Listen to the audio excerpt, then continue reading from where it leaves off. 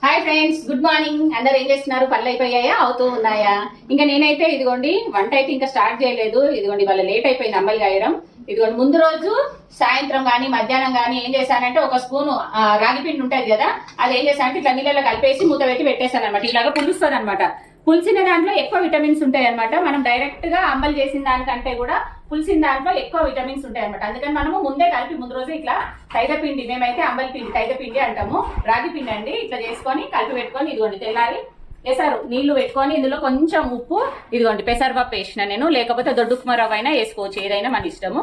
ఇంకా వేసుకొని ఇట్లా వేసారు వచ్చిన తర్వాత ఇది ఒకసారి ఇట్లా కలిపేసుకొని ఇదిగోండి ఇట్లాగా కొంచెం మనం ఉప్మాకి పోస్తాం చూడండి, అట్లాగా కొంచెం పోసుకుంటూ ఇలాగా కలుపుకోవాలన్నమాట. అంతే. దీని ఒక 5-10 నిమిషాలు మసాలా ఇచ్చినామంటే అంబలి రెడీ అయిపోతుంది. ఎండాకాలం అయితే చాలా చలవ చేస్తుంది ఒంటికి. వీలైనంత మటుకు తప్పకుండా ఇలాగ అంబలి చేసుకొని రోజు సాయంత్రం చాయ్ టైంలో కానీ ఇంకా ముందో వెనకో